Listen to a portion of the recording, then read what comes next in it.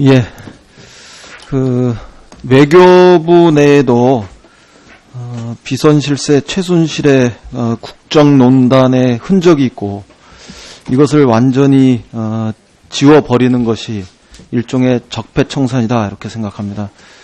아시다시피 드레스덴 선언과 관련해서 연설문 유출이 있고 또 인수위 보고 내용, 또 아베 총리 특사단 접견자료 파일, 호주 총리 통화 참고 파일, 뭐 이런 그 고위급 회담의 내용 유출도 있고, 그 다음에 이탈리아, 멕시코, 뭐 서유럽, 중동, 미국, 캐나다 이런 등등과 등등의 해외 순방 계획과 관련한 계획 유출들, 일정표 유출들 이런 것들이 있었고, 그 다음에 K스포츠 등등과 관련해서 순방 행사와 관련한 프로그램 개입 이런 것들이 있었고, 그 다음에 베트남 대사, 그 다음에 호찌민 영사, 미얀마 대사, 이탈리아 대사는 뭐 불발했습니다만 이런 인사농단과 관련한 이런 흔적도 있고, 그 다음에 외교부가 최순실의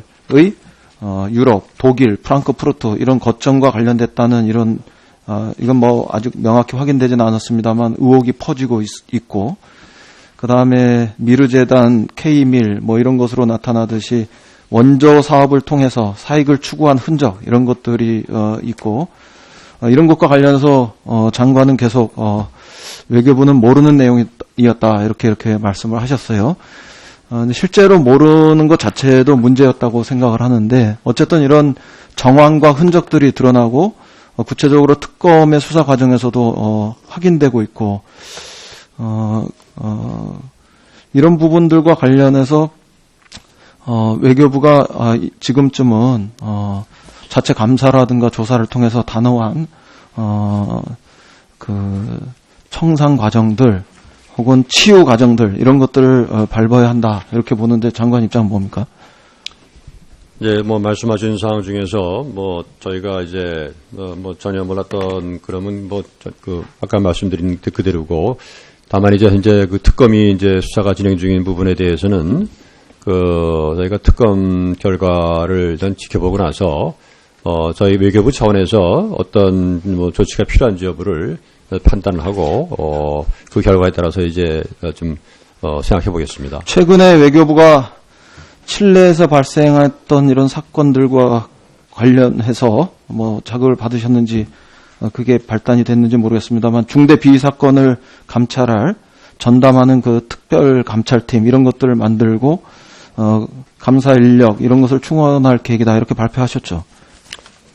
예, 지금 일단 여러 가지 최근에 있었던 그런 이제 뭐 비위 사건에 대한 뭐 엄정한 뭐 조사 그런 측면이라든가, 또 이제 조직의 그 청렴한 문화 형성이라든가 뭐 이런 여러 가지 그걸 염두에 두고 그러한 이제 아이디어를 다양한 대책 중에 하나로 이제 검토 중에 있습니다. 내부 검토 중에 있습니다.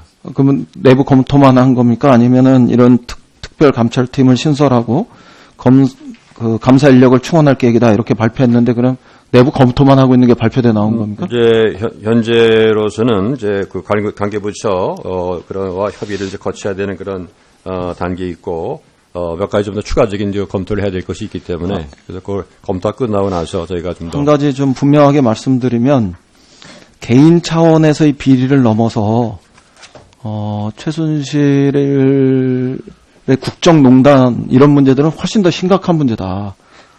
그런 차원에서 대처하시길 바랍니다. 그리고 제 생각에는 이 특별 감찰팀이 외교부 내에 드리워진 최순실의 그림자, 흔적, 국정농단의 어떤 아픈 과거 이런 것들을 전체적으로 치유해내는 이런 과정으로 발전해야 한다 이런 주문을 드리고 싶습니다. 그동안에 김영재 병원 있잖아요. 이런 것과 관련된 그 일종의 인사보복적 이런 의혹이 짙었던 카자흐스탄의 문화원장 인사 압력 이런 등등의 문제들도 이런 과정에서 다 걸러져야 한다 이렇게 주문하겠습니다. 그 다음에 코이카 이사장님 잠깐 나오십시오.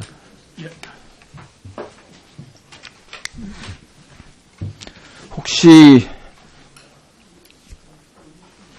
그냥 직책 성함 이야기하고 답변해 주시기 바랍니다.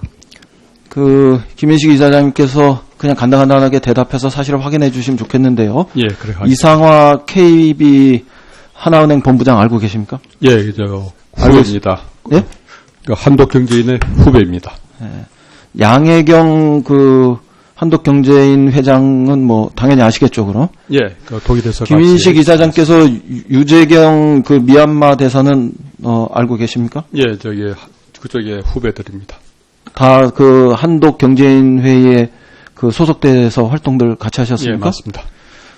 미얀마 컨벤션 센터 사업과 관련해서 지난해 7월 같이 검토하신 적 있습니까? 예, 7월 달에 그쪽에 상공부 장관이 오셨을 때 예. 같이 면담을 했고요. 예. 7월 중순에 제가 또 미얀마 출장을 가서 현장을 봤습니다. 그때 유재경 대사는 K타운, 미얀마 컨벤션 센터 이런 것과 관련해서 사업 타당성을 어떻게 의견을 갖고 있었습니까? 그 당시만 해도 유재경 대사는 거기 후보지, 컨벤션 후보지를 가보지를 않았습니다. 그래서 제가 먼저 갔다 와가지고 유재경 대사한테 제 소견을 얘기해 드렸습니다. 뭐라고 얘기하셨습니까? 저는 부적격하다고 얘기를 했습니다. 여러 가지 면에서. 유재경 대사는 뭐라고 얘기합니까? 유재경 대사도 같은 입장이었습니다. 그럼 하나만 더 여쭤볼게요. 최순실 씨는 알고 계셨습니까? 모릅니다. 전혀 모르십니까? 예, 모릅니다. 만난 적도 없으십니까? 제가 아까 오전에도 정양석 의원님께서 물으셔가지고 답변을 했는데요. 네. 제가 독일 2차례 근무했지만은 정말 그때 만난 적도 본 적도 없었습니다. 그리고 돌아와서도 만나거나 본 적도 없습니다. 그런데 유재경 대사, 제가 이제 취임하고 한 사나흘 지나서입니다. 유재경 대사 이제 환송 저녁 때 제가 이제 참석을 갔습니다. 근데 거의 끝날 무렵에 아까도 말씀드렸듯이 50대 여인이 안경 낀 여인이 사실 왔었습니다. 그래서 제가 물어봤습니다. 네. 누구냐? 그랬더니 알 필요 없다. 모르시는 게 좋겠다. 그래서 관심을 안 뒀습니다. 네. 그리고 그 이후에도 일체 만난 적이 없습니다. 그리고 그쪽하고도 연락 받은 것도 없고. 한 가지만 더 여쭤보겠습니다. 7월 달에 이사장님도 그렇고 유재경 대사도 그렇고 사업 타당성이 없다. 이렇게 예. 결론을 내렸는데 왜 그 이후에 2번이나 더 타당성 조사를 했습니까? 예, 제가 갔을 때는 사실은 이제 이사장으로 동남아시아 현장 방문차 갔었습니다. 현장 방문차 여러 가지 사업 현장을 보고요. 그 중에 한 군데 그쪽에 저희가 이제 타당성 조사를 제가 현장을 가서 본 거고요. 7월 달에 갔던 데 말고 다른 데를 다시 조사하러 갔습니까? 2차하고 3차는 예. 그 당시만 하더라도 대통령께서 국빈 방문을 검토를 하고 있던 중이었습니다. 그래서 2차는 정부 합동반이 가서 갔고요. 예. 3차는 이용수 국장님을 이제 대표로 해가지고 민간 합동반이 가가지고 최종 결론을 냈습니다. 그래서 최종 결론이 사실은 제가 1차 조사 보고한 그것을 근간으로 해서 확인을 하고 하나만 더 확인할게요. 안종범 수석이 정만기 산업자원 관련한 비서관을 통해서 7월 달에 내렸던 그 결론을 재검토해라. 이런 일종의 압력이 작용해서 2차례에 걸쳐서 다시 조사했던 건 아닙니까? 네, 그거는 아니고요. 그 당시만 해도 여러 가지 협의를 했던 협의를 했던 건 사실이고 예. 압력은 작용하지 않았고 최종적으로는 코이카에서 이사장님 판단하셨던 대로 타당성 없다 이런 쪽으로 정리되는 방향으로 주도했다. 네, 그렇습니다. 그게 아니라 청와대의 그 힘이 빠지면서요. 말하자면 최순실의 국정농단이 불거지고 이 최 씨가 힘을 잃고 미얀마의 그 K타운 내지는 컨벤션 센터 사업 추진에 힘을 잃으면서 사업을 중단시켰던 이런 자연스러운 과정으로 간 건 아니에요? 그렇지는 않습니다. 그때 7월, 8월 그 당시는 그게 최순실 씨가 언론에 알았습니다. 예. 회자되지 않았던 시절. 이미 그때부터 나오기 시작했죠. 아닐 겁니다. 제가 입증하면은 그러면 아니, 지금까지 말씀하신 거를 근데 그때는 어쨌든 저는 원칙과 소신에 따라서 했습니다. 그리고 원칙과 소신에 따라서 저희가 이제 규정하고 절차에 따라서 저희가 원칙과 소신으로 하신 것이길 저도 좀 바랍니다. 그러나 전반적으로 최순실의 힘이 빠지고 국정농단 사태가 대중적 공분을 일으키는 이런 과정에서 이 사업 추진의 힘이 사업 추진에 힘을 잃어버린 거 아니냐 이런 그 판단들이 있으니까. 근데 이제 최초 보고서를 보시면 아시겠지만 저도 그 점을 지적합니다. 들어가셔도 되고요. 예, 알겠습니다. 이전과 관련해서 외무부가 예, 1분 더 주십시오. 그 특별 감찰팀 활동 과정에서 명확하게 같이 규명해 주시기를 요청합니다. 그 다음에 짧은 시간 한 가지만 더 여쭤보겠습니다. 그 장관 지난번 위안부 강제 동원 관련해서 한일 간에 합의할 때 소녀상으로 했었죠. 그렇습니다. 네. 근데 이거를 위안부상으로 하려는 일본 측의 최근의 움직임에 대해서 정부 무슨 입장입니까? 저희는 이제 한일 간에 그렇게 합의했기 때문에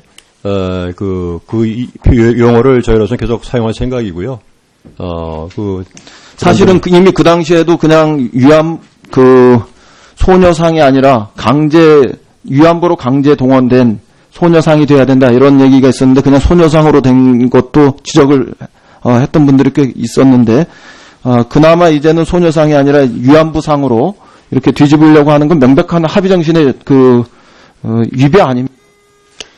어떤 저희는 이제 용어 문제는 그동안에 다양하게 써왔습니다만은 양측 간에 이제 합의된 표현이 있으니까 그래서 이제 가능한 이제 합의된 표현을 쓰는 것이 좋고 특히 이제 저희 정부 입장에서는 그 표현을 바꿀 이유는 없습니다. 그리고 앞으로도 다양한 기회 또 다양한 이제 상황에서 이런 표현을 쓸 필요가 많이 있을 텐데 그런 입장을 계속 견제 나갈 생각입니다.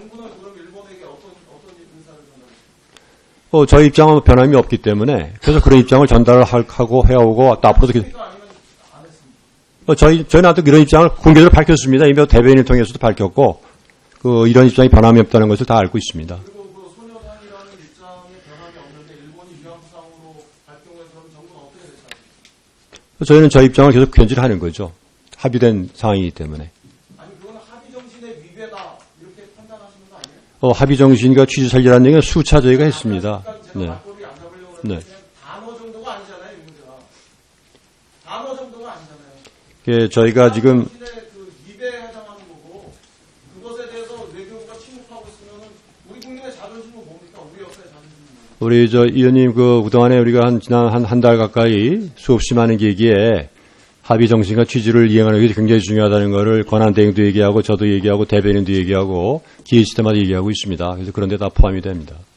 아니 그런데 포함되는 게 아니라 이 사안의 구체적인 대답을 하시라는 거예요. 그럼 포괄적인 대답하시면 작년에 한 대답으로 가름하겠습니다. 이렇게 얘기하면 이거 뭐하는 대답을? 이 문제를 포함해서 지금 든 이 위안부 이 합의를 착실하고 성실하게 이행함으로 인해 가지고 저희 착실하고 성실하게 이행하지 않는 거잖아요, 이게. 현재까지는 저희가 이 문제를 여러 가지 방안으로 더욱더 진전시키기 위해서 노력을 하고 있고 앞으로도 그런 노력을 할 겁니다. 예, 이인영 의원님 질의 마무리해 주시기 바랍니다. 보충 질의 하세요. 예, 보충 질의 하시기 바랍니다.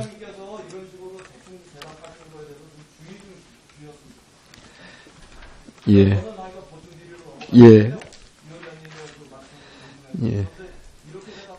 많은 경우에 있어서 우리 외교부 장관 답변하시는 거 들을 때 듣는 사람 모두가 함께 부끄럽습니다.